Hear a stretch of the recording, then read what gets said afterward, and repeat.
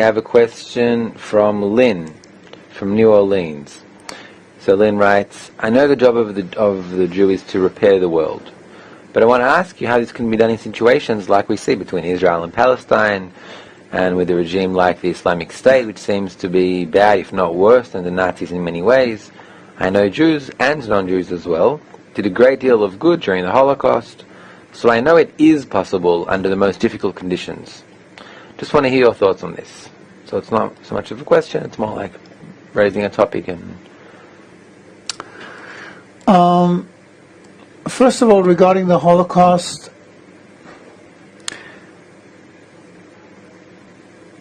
there were warnings before the Holocaust that something like that would happen. Rav Kook warned about it. Rav Ashlag not only warned about it, but he was born in Poland. And he realized that bad things were going to happen. So what happened is, he started to explain to people, and he was in a good position to explain. He was, at that time, Warsaw was like the capital of European Jewry. And he was a judge, Dayan, in Warsaw. So when he said something, and he was considered a genius, when he said something, people listened. So he started saying that things are going to get worse here in Europe. He started explaining about the role of the Jewish people and what they have to do, and he started talking about unity and everything. But at the time, the Jews would not listen, most of the Jews. So what happened was, he gathered around him those who would listen and told them, let's go to Palestine, today's Israel. This is the land of Israel. This is where we need to build our unity. This is where we can fulfill our vocation. And if we go there, we will succeed, and we will also save ourselves, because the world is going in a bad direction at the moment, and the only way we can change it is by uniting. So he started uniting people around him, around the idea, just like Abraham, not around himself. And the leaders of the community in Warsaw objected more and more strongly. He was excommunicated.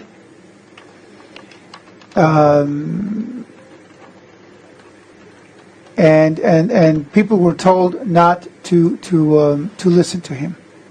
So he gathered those that he could, those who would listen to him, and together they ordered from Switzerland wood houses to be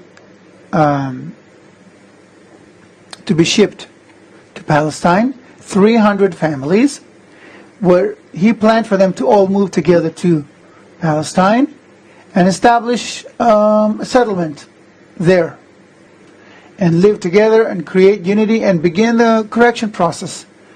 So there were 300 families ready to go to Palestine, to Israel.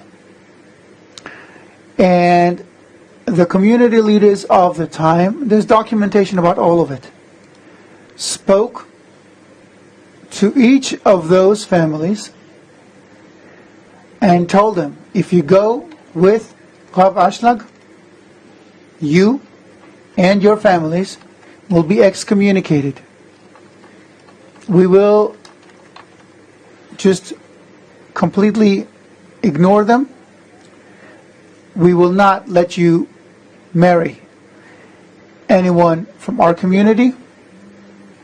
You will not receive any support, moral, financial, of any kind. No services, nothing. If you go with him, to us, you're not part of the community, you're not Jewish. So all those families, all 300 families, went back on the idea and stayed in Poland and didn't go with Bar Sulam. He went there with only his family. The result, we know. So it's very sad. But again,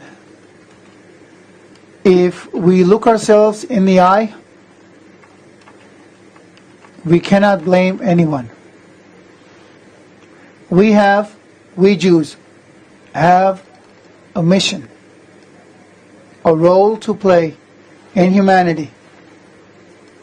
There is a good reason why all people, are so focused on the Jewish people and on Israel. People who aren't aware, less educated people,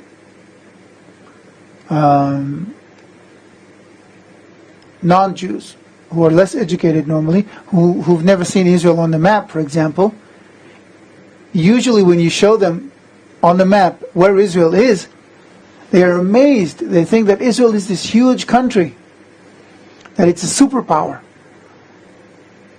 And when you tell them, no, it's this little dot here on the map, they can't believe it.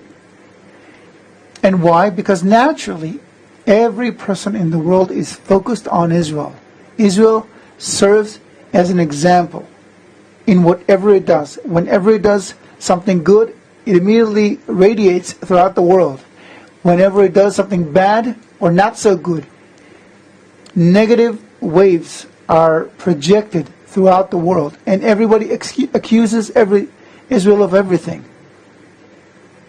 When Hitler said that if European Jewry drags Europe into another war, it'll be the end of the Jews in Europe, he didn't say it as propaganda.